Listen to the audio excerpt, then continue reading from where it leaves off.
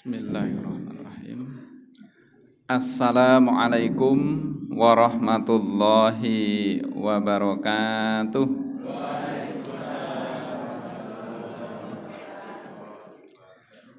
Alhamdulillah nahmaduhu wa nusallimu ala rasul karim wa ala alihi wa ashabihi ajmain. Allahumma salli wa sallim wa barik ala Muhammadin wa ala alihi wa ashabi ajmain. Qala Allahu ta'ala fil Qur'anil Karim, a'udzu billahi minasyaitonir rajim. Bismillahirrahmanirrahim. Wa idh ghadawta min ahlika tubawwi'ul mu'minina maqa'ida lil qital wallahu sami'un alim. Al-ayah. Bapak-bapak, ibu-ibu, jamaah pengajian rutin pimpinan ranting Muhammadiyah Purwomartani yang insya Allah dimuliakan oleh Allah Subhanahu wa Ta'ala, yang kami hormati para pimpinan persyarikatan baik di cabang ranting Muhammadiyah maupun Aisyah, pengurus takmir, panitia pengajian, seluruh jamaah sekalian. Alhamdulillah pada pagi hari ini kita bisa kembali hadir di majelis taklim. Kalau kita dengar ataupun baca informasi ya, melalui berbagai media termasuk WA Group, beberapa hari ini memang sedang agak panas situasinya, agak panas situasinya. Semoga kita tetap adem dulu atine untuk mempelajari pedoman-pedoman Allah Subhanahu wa Ta'ala dalam kehidupan kita, baik yang Allah ceritakan di dalam Al-Qur'an, yang oleh Allah itu disebut dengan An-Naba, seperti judul surat An-Naba. Nah, judul surat pertama juz ke-30 An-Naba. An-Naba niku artosnya apa Bapak Ibu? An-Naba biasanya diterjemahkan dengan berita-berita besar, berita-berita yang sangat penting. Apa itu ya Al-Qur'an ini ya? Al-Qur'an itu ya An-Naba. Berita-berita besar, berita-berita yang sangat penting. Al-Qur'an tidak ada ya bagi kita orang beriman ya, bagi kita orang beriman tidak ada berita yang lebih penting bagi kehidupan kita, baik di dunia dan akhirat, kecuali berita yang Allah turunkan melalui malaikat Jibril kepada Nabi Muhammad yang sudah diabadikan dalam Al-Qur'an. Ini berita-berita besar, berita-berita penting yang disampaikan oleh Allah Subhanahu wa Ta'ala melalui para nabinya dan kemudian diabadikan dalam kitab suci. Nah, kita diabadikan dalam Al-Qur'an. Ibu bapak jamaah sekalian, di awal tadi saya sudah membacakan satu ayat dan terusannya masih panjang. Dalam Quran surat Ali Imran ayat 121. Kalau tanda rukuknya itu sampai 129. Nah, biasanya enggak cukup waktunya. Bahkan rentetan ceritanya itu sampai 180. Jadi ada sebuah peristiwa besar sebagai tonggak sejarah peradaban Islam yang terjadi pada tahun ketiga Hijriyah, yang oleh Allah itu diabadikan dalam Quran surat Ali Imran ayat 121 sampai 180. Wah, ini kalau ngaji 2 minggu enggak selesai. 2 minggu lembur itu enggak selesai. Peristiwa apa niku Ibu Bapak wonten sing pirsa? Peristiwa besar yang dianggap sebagai sejarah atau enggak sejarah perjuangan Nabi dan para sahabat, yang setelah sejarah itu, setelah peristiwa itu memang dampaknya luar biasa. Ini diceritakan dari ayat 121 sampai 180 ya. 60 ayat. Di tempat lain juga masih diceritakan, tapi yang bersatu di sini, yang jadi satu kumpulan bareng itu 80 ayat. Peristiwa perang Uhud. Perang Uhud. Perang Badar itu terjadi pada tahun kedua Hijriah. Itu perang pertama kali pasca Nabi hijrah ke Madinah. Nah, setahun berikutnya pada abad ketiga Hijriah itu terjadi perang yang kedua, namanya perang Uhud. Ini bukan kok karena di luar demo terus ngajine perang, enggak ya. Bukan. Ya, bukan itu, tetapi memang perang Uhud ya, karena diceritakan oleh Allah sepanjang ini, tentu banyak sekali pelajaran-pelajaran berharga yang bisa kita jadikan dalam pedoman hidup kita. Tentu bukan hanya perang, tetapi nanti di sini adalah bagaimana ketaatan kepada Rasul, kedisiplinan, ya, loyalitas, dan ketabahan, tawakal dan seterusnya. Nah, nanti kita sedapatnya mawon. Wong niki mawon pun 5:30. Nah, niki kan kentun 30 menit. Nah, tapi saya gambarkan secara umum dulu ya, biar tidak terpenggal. Kalau yang disampaikan Ibu tadi, perang Badar itu terjadi pada tahun kedua Hijriah, di mana pada saat itu jumlah kaum muslimin itu belum banyak. Bahkan yang ikut bersama Nabi dalam perang Badar itu hanya 313. Ya, dalam kitab tafsir itu dijelaskan dari 313 orang itu 2 orang pasukan berkuda, mong loro. Jarane mong loro. Kalau tidak keliru 100 orang pasukan pakai onta, selebihnya jalan kaki. Dibandingkan dengan kafir Quraisy ya, pimpinan Abu Sufyan, itu jumlahnya 3 kali lipat, jauh lebih banyak, perlengkapannya juga jauh lebih canggih.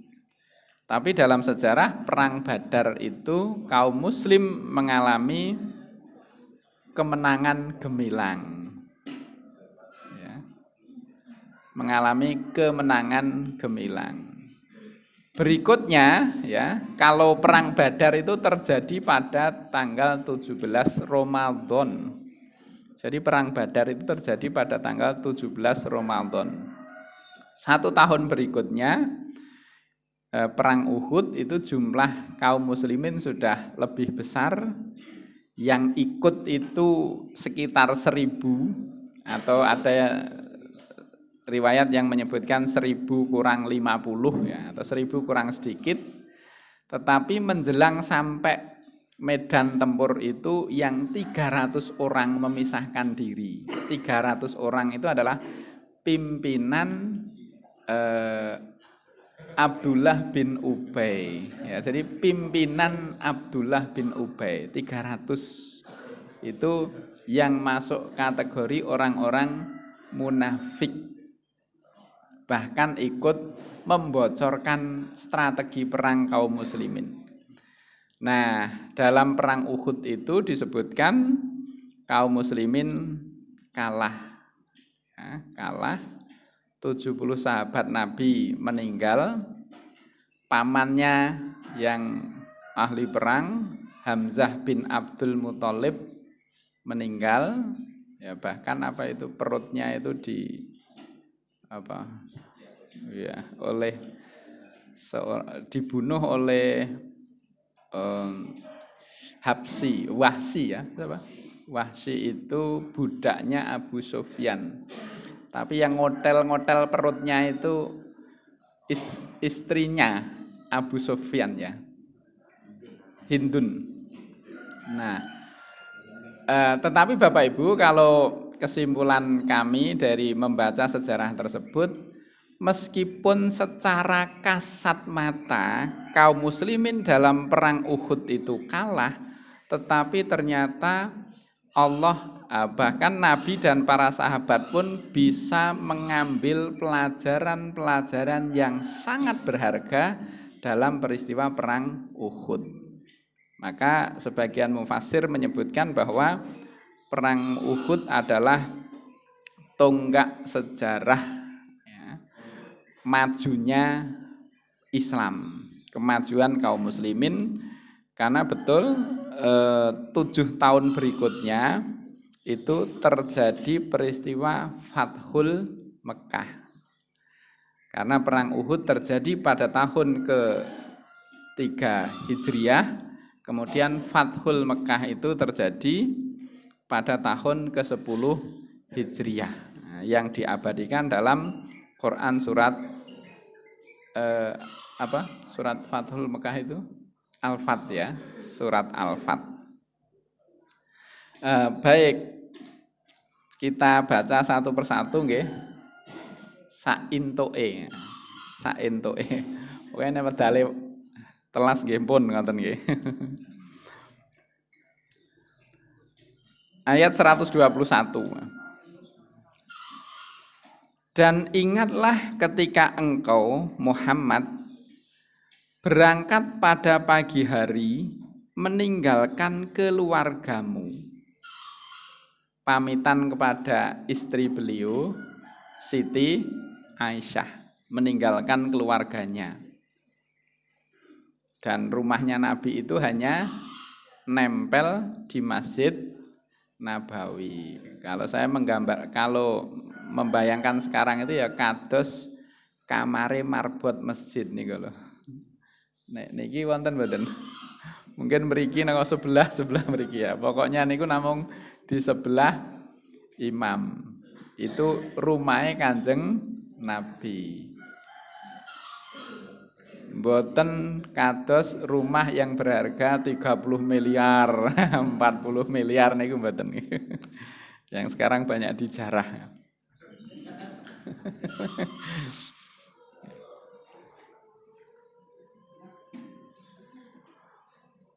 Untuk mengatur orang-orang beriman pada pos-pos pertempuran. Ya, jadi pergi meninggalkan rumah, pamitan kepada istrinya Siti Aisyah, kemudian bertemu dengan para sahabat, mengatur strategi perang pada pos-pos pertempuran. Allah Maha mendengar lagi Maha mengetahui. Jadi rentetan ayat ini, ayat 121 sampai 180 itu diturunkan kepada Nabi, diceritakan kepada para sahabat itu dalam rangka untuk pertama menghibur, karena Nabi sedang mengalami kekalahan bersama orang-orang muslim, giginya rampal, wajahnya terluka, dan lain-lain, itu diberikan hiburan, nasihat, penguatan oleh Allah Subhanahu wa taala. Coba ingatlah peristiwa itu ya. Diminta untuk melakukan refleksi terhadap apa yang sudah dilakukan bersama orang-orang terdekatnya, bersama para sahabat.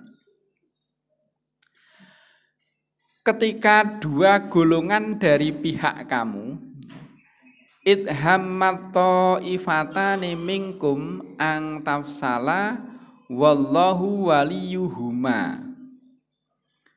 Ketika dua golongan dari pihak kamu, ini dalam tafsir dijelaskan ada dua pasukan dari Bani Salimah dan juga Bani Haritsah itu gara-gara peristiwanya Abdullah bin Ubay tadi mereka ikut-ikutan merasa ragu, pengen mundur, ya, pengen lari dari medan pertempuran, dari kelompok Kanjeng Nabi.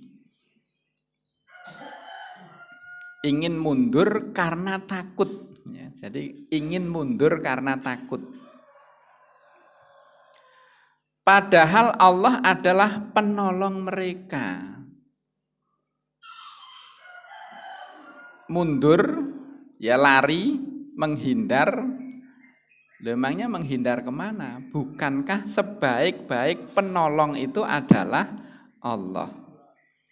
Tidak ada penolong yang lebih baik daripada Allah. Padahal Allah itu penolong mereka. Karena itu hendaklah kepada Allah saja orang-orang mukmin bertawakal. Ini pelajaran pertama, hendaklah kepada Allah saja orang-orang mukmin bertawakal. Ya tawakal kita sudah sering nggih Bapak Ibu mendefinisikan atau menjelaskan, ya intinya itu adalah tawakal itu menjemput pertolongan Allah dengan menempuh sebab-sebab yang sudah ditentukan oleh Allah. Di dalam kisah ini juga pemahaman kepada kita tentang bagaimana seorang muslim atau orang beriman itu harus betul-betul memahami sunnatullah, hukum kemasyarakatan atau hukum alam yang telah Allah ciptakan yang bersifat tetap. Nanti di ayat-ayat berikutnya, ada ayat berikutnya itu disebutkan walan tajida li sunnatillahi tabdila.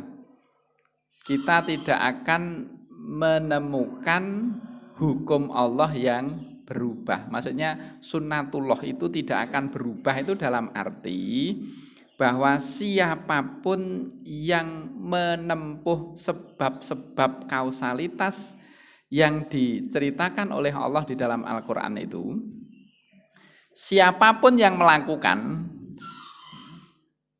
itu ya dia akan mendapatkan akibat sebagaimana yang dijanjikan oleh Allah. Walan tajida li sunnatillahi tabdila. Kenapa dalam perang Uhud ini orang-orang Quraisy, pimpinan Abu Sufyan dan kawan-kawan yang menang? Karena mereka itu yang menempuh sunnatullahnya. Mereka itu yang menempuh sebab-sebab kemenangan dalam perang. Nanti dijelaskan dengan sangat vulgar itu di ayat 140, tapi kita belum sampai ke sana.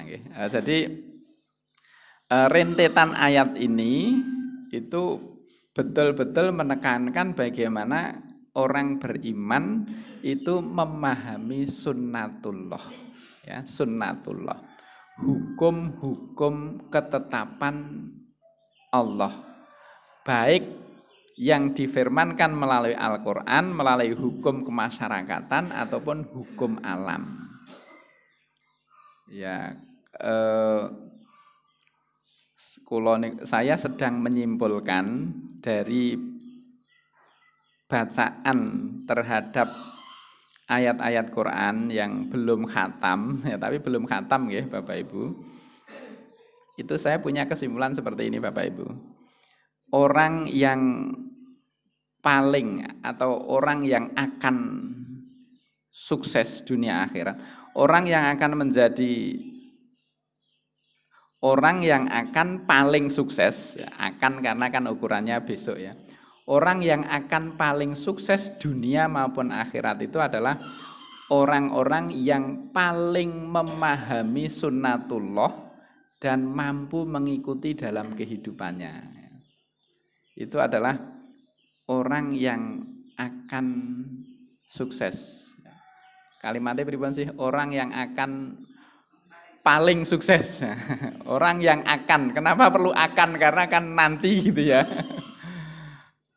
Orang yang paling sukses. Orang yang paling sukses itu adalah orang yang paling memahami sunnatullah dan mampu mengikuti dalam kehidupannya. Mengikuti sunnatullah itu dalam seluruh aspek kehidupannya.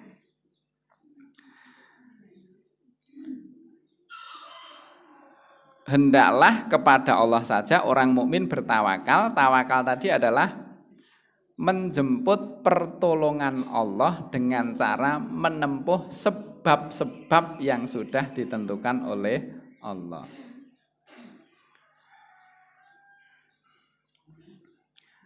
Ayat berikutnya, dan sungguh Allah telah menolong kamu dalam perang Badar, padahal kamu dalam keadaan lemah. Jadi ceritanya tadi tentang perang Uhud, kemudian Allah itu mengingatkan, mbok eling zaman biyen gitu nggih. Elingo zaman biyen, setahun kepungkur. Ketika pada waktu itu Allah memberikan pertolongan kepada kamu dalam perang Badar, padahal kamu dalam keadaan lemah waktu itu. Dalam keadaan lemah.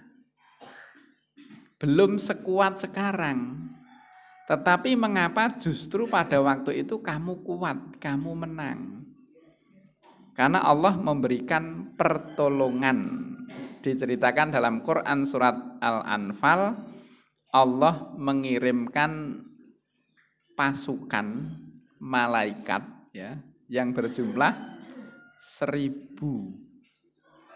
Jadi dalam perang Badar itu meskipun jumlah sahabat hanya sedikit, tetapi oleh Allah diberi pertolongan, dikirimkan pasukan khusus, malaikat yang diturunkan dari langit. Kalau Quraisy Shihab itu menjelaskan, karena penjelasannya itu adalah malaikat yang diturunkan dari langit. Ini adalah malaikat khusus yang dikirimkan oleh Allah kepada Nabi dan para sahabat. Bukan malaikat seperti biasanya yang sudah sering mendampingi kita di majelis-majelis taklim itu ya. Ataupun di tempat-tempat lain. Nah, tetapi juga ya memahami sunnatullah itu ya agak kompleks ya Ustadz ya, Ustadz Har. Memahami sunnatullah itu ya agak kompleks, tidak bisa 1 tambah 1 2 gitu ya, 5 tambah 5 10, tidak hanya itu ya, kompleks. Nah itulah ya, itu ilmunya Allah. Tidak semua hukum Allah itu bisa kita ketahui. Tidak semua fakta-fakta kehidupan itu bisa kita pahami. Lah nek ngono padha ilmune menungsa karo ilmune Gusti Allah ya.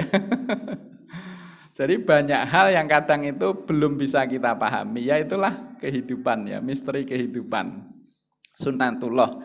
Karena ilmunya Allah itu maha luas, sementara ilmu kita itu hanya sangat terbatas, sangat sedikit. Sanajan pun ngaji rutin setiap Ahad pagi. Niku nggih dereng wonten napa-napane ya. Dereng wonten napa-napane. Nah, tadi sunnatullah, hukum sebab akibat yang diciptakan oleh Allah. Tetapi ibu bapak jamaah sekalian, bagi orang yang beriman, namanya sunnatullah itu bukan hanya peristiwa-peristiwa atau fakta-fakta yang bisa dipahami dengan indera maupun akal kita. Contohnya ini, ketika Allah memberikan pertolongan kepada Nabi dan para sahabat dalam bentuk kiriman pasukan malaikat. Terus piye? Bayangke niku dereng saged nggih. Nah, itu juga sunatullah, tetapi sunatullah yang bersifat suprarasional. Jadi memang agak kompleks, tidak semuanya bisa dipahami 100% oleh akal dan indera kita, tetapi sebagian itu bersifat suprarasional. Nah, hal-hal semacam ini tentu tidak dipercayai oleh orang-orang yang tidak beriman. Nah, pertanyaannya kapan pertolongan Allah seperti ini datang? Jadi kapan pertolongan Allah seperti ini datang? Ketika Nabi dan para sahabat pada waktu itu sudah menempuh jalur-jalur kausalitas secara maksimal. Kausalitas yang rasional tadi secara maksimal. Kanjeng Nabi lan sahabat niku leh usaha pun maksimal. Wis ibarate tiang Jawa niku napa? Sirah nggo sikil, sikil nggo sirah, empun pol-polan. Lah saiki awake dhewe mendina mager, ya. Dungane, ya Allah, tolonglah hamba-Mu yang lemah ini ya Allah. Semoga SPP anak saya lunas. Lah nyambut gawe ora tahu. Masa Allah akan menurunkan uang 1 bagor dari langit jatuh dari apa? Dari plafon. Ya malah semaput nanti ya. Masa Allah akan mengirimkan malaikat kepada, ya malah girap-girap ya. Karena apa? Jalur-jalur kausalitas yang ada di depan mata kemawon dereng dilampahi, belum ditempuh. Ya Allah tidak akan mendatangkan pertolongan-pertolongan yang sifatnya suprarasional tadi.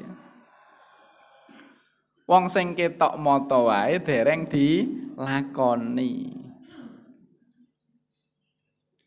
Lare-lare ya, niki mboten enten lare-lare ya, sing badhe ujian. Leh ndonga nganti ya doa itu bagus ya, tapi jangan maksudnya jangan berharap Allah akan membukakan pintu-pintu langit memberikan pertolongan kepada kita kalau pintu-pintu bumi saja belum kita ketuk. Kalau pintu-pintu bumi saja belum kita ketuk, ya jalur bumi maupun jalur langit kita tempuh semuanya. Dua-duanya, bahkan jalur bumi dulu ditempuh. Ketika Kanjeng Nabi mau berangkat menghadapi orang-orang Quraisy tadi dalam perang Badar maupun dalam perang Uhud, tadi semua jalur bumi itu sudah ditempuh. Niku Kanjeng Nabi loh ya, Kanjeng Nabi. Jadi semua jalur bumi itu juga sudah ditempuh. Setelah jalur bumi itu ditempuh secara maksimal, baru Allah mendatangkan pertolongan dari jalur langit. Dikirim 1000 malaikat.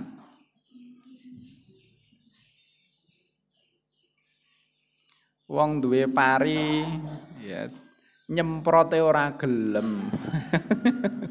Nyemprot mawon mboten purun, diwatun.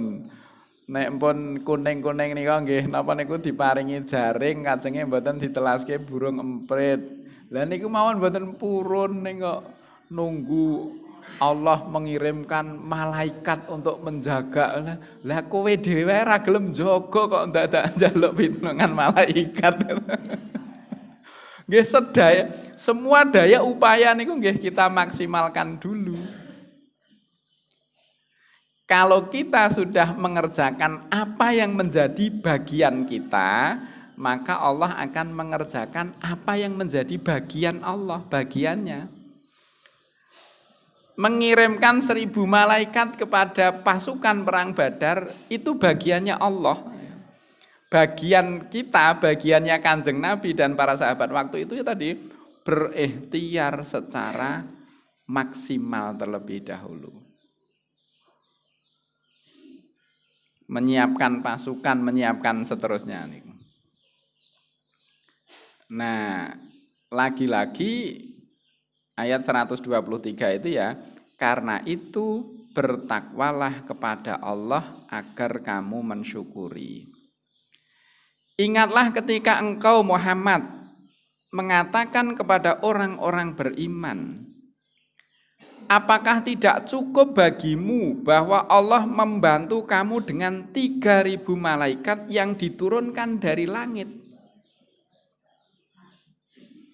Ini pengobar semangat kepada kaum muslimin.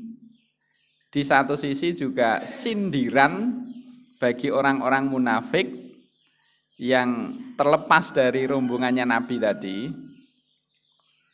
Apakah tidak cukup bagimu bahwa Allah membantu kamu dengan 3.000 malaikat yang diturunkan dari langit? Dalam penjelasan-penjelasan kitab itu beda-beda. Ada yang menjelaskan bahwa dalam perang Badar itu bukan 1.000 malaikat, bahkan sampai 3.000 karena bertahap begitu ya. Tetapi ada yang menjelaskan 3.000 ini adalah janji Allah kepada orang-orang beriman dalam perang Uhud jika kalian itu menempuh sunnatullah tadi. Karena dalam Quran surat Al-Anfal itu sudah jelas dalam perang Badar itu Allah mengutus 1.000 malaikat.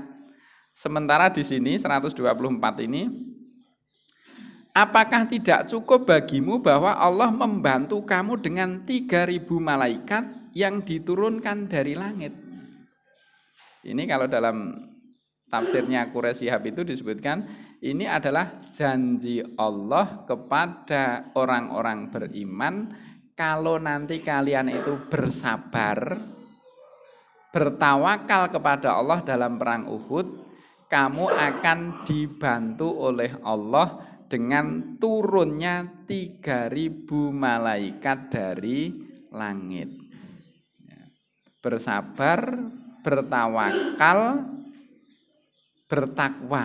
Nah, sifat-sifat yang banyak sekali disebutkan dalam rentetan kisah ini sampai 60 ayat tadi itu adalah ya bersabar, bertawakal, bertakwa. Jika kalian itu bersabar, bertawakal, bertakwa, maka Allah akan memberikan pertolongan kepada kita dari jalur langit tadi. Tapi nek ora sabar, ora tawakal, ora takwa, nggih Gusti Allah tidak akan memberikan pertolongan dari jalur langit tadi. Ya cukup, ayat 125. Jika kamu bersabar dan bertakwa, ketika mereka datang menyerang kamu dengan tiba-tiba, nescaya Allah menolongmu dengan 5.000 malaikat yang memakai tanda.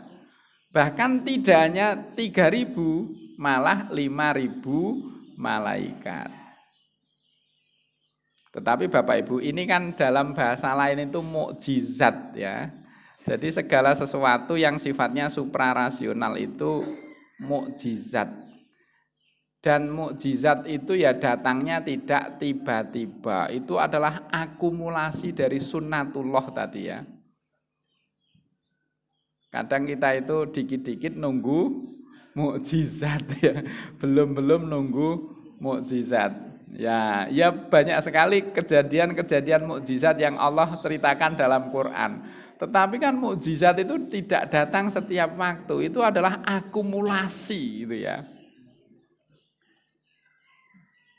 Ketika tongkatnya Nabi Musa dilempar jadi pertama jadi apa? Sebelum jadi jalan. Jadi ular. Wah, niku juga sudah menjadi puncak perjuangan Nabi Musa.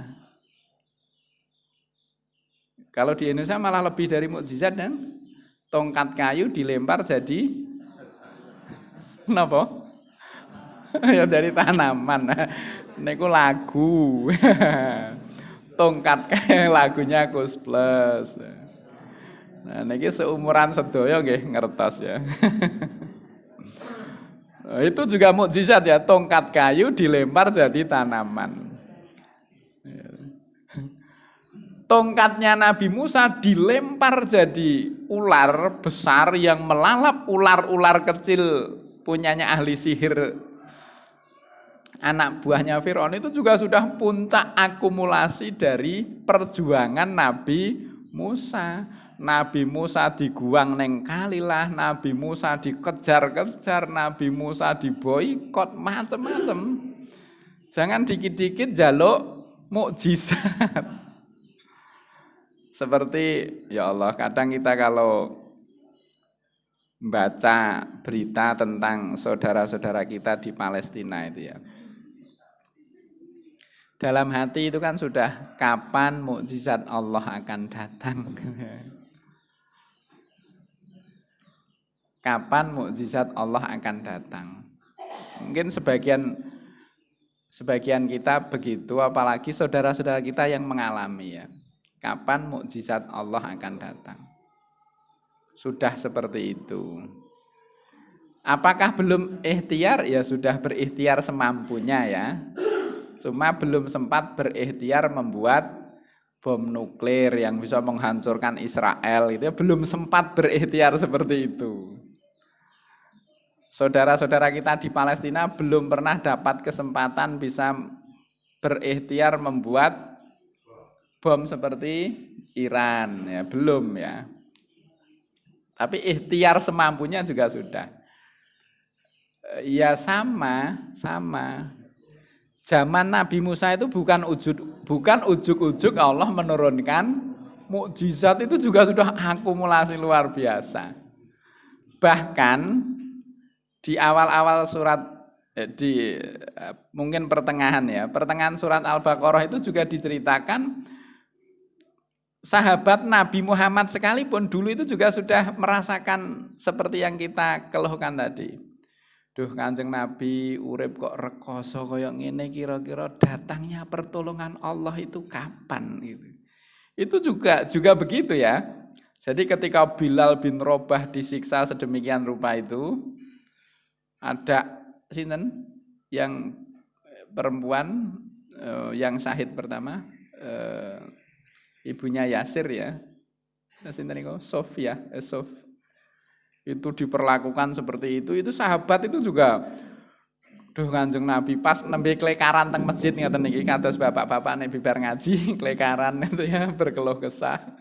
Duh panenku bola-bali kok ora berhasil iki ngopo. Kanjeng Nabi dan sahabat juga begitu. Sahabat itu duh Kanjeng Nabi iki kok rumangsaku urip kok rekosone kaya ngene iki ya. Kapan sih pertolongan Allah akan datang? Katakanlah kepada mereka bahwa pertolongan Allah itu dekat. Dekat ki kapan? Ya itu sesuatu yang sangat biasa, sangat manusiawi. Sahabat Nabi yang diceritakan orang-orang mulia dalam Quran hadis itu ya dinamika kehidupannya juga seperti itu ya. Jadi kita juga wajar ya Allah, mukjizat itu kapan datang? Kok rumangsaku urip wis nggo itu, sikil wis nggo sirah nggo sikil. Ya. Kapan ya Allah? Itu ya sesuatu yang, tapi tadi Ibu Bapak jamaah sekalian bahwa ya itulah sunnatullah yang betul-betul bisa dipahami ya, agak kompleks ya, saya enggak tahu sebutannya itu agak kompleks atau apa, tetapi untuk menunjukkan bahwa pengetahuan kita tentang ilmunya Allah itu memang masih sangat sedikit ya. Tidak semua rahasia Allah bisa kita pahami.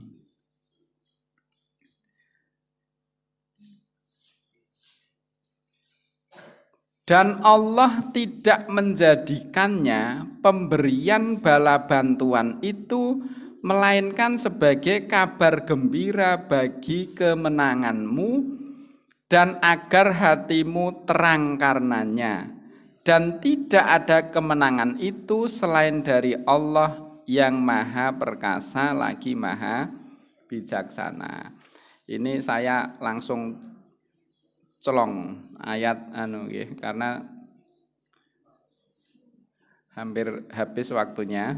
Saya ambilkan tidak urut 140 ya. Sebagai penutup 140.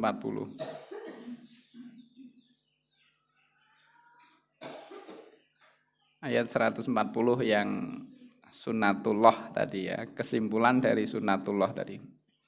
Saya bacakan artinya saja. Jika kamu pada perang Uhud mendapat luka, maka mereka pun pada perang Badar mendapat luka yang serupa. Dan masa kejayaan dan kehancuran itu kami pergilirkan di antara manusia agar mereka mendapat pelajaran dan agar Allah membedakan orang-orang yang beriman dengan orang-orang kafir. Jadi ini nasihat Allah untuk Nabi dan para sahabat. Jika kamu pada perang Uhud mendapat luka, maka mereka pun pada perang Badar mendapat luka. Kira-kira nek ngagem bahasane Piyai Kadirojo, ya, Purwomartani dan sekitarnya, menang kalah niku barang biasa, ngoten nggih. Jadi Gusti Allah niku sedang ngeyem-ngeyemi Kanjeng Nabi, jangan terlalu sedih. Ya. Jangan terlalu merana. Menang kalah niku urusan biasa. Jadi kalah menang niku urusan biasa. Kalau hari ini kamu kalah, dulu pun mereka juga pernah kalah. Kalau hari ini, kalau ini ya tadi ya bukan SM ya. Jadi intinya bahwa kalah menang niku urusan biasa. Dan kekalahan dan kemenangan itu kami pergilirkan di antara manusia. Ya ini menurut saya hakikat sunnatullah itu di sini Ibu Bapak jamaah sekalian. Kenapa pada waktu itu orang-orang Quraisy menang, orang Muslim kalah? Karena pada perang Uhud yang menjemput atau yang menempuh sebab-sebab kemenangan dalam perang itu adalah orang-orang Quraisy. Sahabat Nabi pada waktu itu tidak menempuh sebab-sebab kemenangan dalam perang. Ada kesalahan-kesalahan fatal gitu. Kesalahan fatal yang paling sering kita baca dalam sejarah itu adalah ketika Rasul tadi di awal ayat 121 tadi kan, ingatlah ketika pagi-pagi ya kamu menyusun strategi perang, membagi pasukanmu ke dalam pos-pos. Ya, salah satunya itu adalah Rasul menempatkan 50 sahabat Nabi, 20 diantaranya itu jago panah, itu di dalam sebuah bukit. Namanya itu Jabal Rumah ya. Jabal Rumah, bukit pemanah. Yaitu di kawasan Bukit Uhud ya, namanya. Saya nggak tahu apakah Jabal Rahmah pertemuan antara Adam dan Hawa, kayaknya itu kan Jabal Rahmah yang beda nggih, tapi namanya itu Jabal Rumah gitu ya. Beda nggih, beda. Kalau itu Jabal Rahmah ya. Nah, mereka itu tidak taat pada perintah Rasul. Tidak taat pada perintah Rasul. Yang kedua itu mereka lupa niat. Lupa misi perjuangan. Lupa orientasi perjuangan. Kalap ini sahabat kok kalap. Iya bahasa kita. Iya wajar, mereka itu juga manusia ya. Nabi pun juga Muhammad itu seorang nabi, tapi di sisi lain juga manusia biasanya. Kadang-kadang dalam cerita tertentu Allah sedang menampakkan Muhammad sebagai manusia biasa. Ben ora disembah-sembah kados dene tetangga sebelah. Nah, itu betul. Jadi kenapa dalam cerita-cerita tertentu Muhammad itu juga salah, beliau itu juga manusia biasa, supaya pandangan orang-orang muslim terhadap Nabi Muhammad itu tidak salah. Muhammad itu seorang nabi, juga seorang manusia biasa. Itu juga dalam rangka untuk itu, supaya nabi itu ora disembah-sembah kados dene tetangga sebelah. Nah, ternyata tadi sahabat yang ditugaskan oleh nabi itu tidak disiplin, bahkan mereka lupa misi perjuangan, ya. Lupa misi perjuangan, kalap goro-goro babakan donya, babakan bondo, rebutan ghanimah, ya, rebutan ghanimah. Banyak orang-orang besar yang sedang terjadi sekarang karena terlalu tergiur urusan bondo. Rakyate ajeng tumbas beras mawon dereng mesti kelakon, tapi ana sing tunjangan beras sesasi 12 yuta. Gitu, tunjangan beras kok 12 yuta sebulan niku mangane sepiro ngoten nggih. Mekaten nggih Ustaz, Bapak Ibu sedaya, monggo mengke dipun lajengaken piyambak nggih. Dilajengaken piyambak ngajine. Tadi yang saya sebutkan di awal, Quran ini adalah an-naba. Berita-berita besar, berita-berita maha penting yang Allah turunkan kepada para nabinya, diabadikan. Kalau diturunkan kepada Nabi Muhammad, diabadikan dalam Quran. Mayoritas ajaran Quran itu adalah tadi sunnatullah, ya. Sunnatullah. Kalau kita paham tentang sunnatullah, bahkan bisa mengikutinya dalam kehidupan kita, insya Allah Allah akan membukakan jalur bumi maupun jalur langit sebagai pintu-pintu pertolongan dalam kehidupan kita. Demikian yang bisa saya sampaikan, tidak bisa menyampaikan secara utuh runtut dari ayat demi ayat, dari ayat 121 sampai 180. Nanti kita perdalam sendiri di rumah ataupun di majelis-majelis yang lain. Makaten yang saya sampaikan, atas segala kekurangan saya mohon maaf. Saya akhiri billahi taufiq wal hidayah. Wassalamualaikum warahmatullahi wabarakatuh.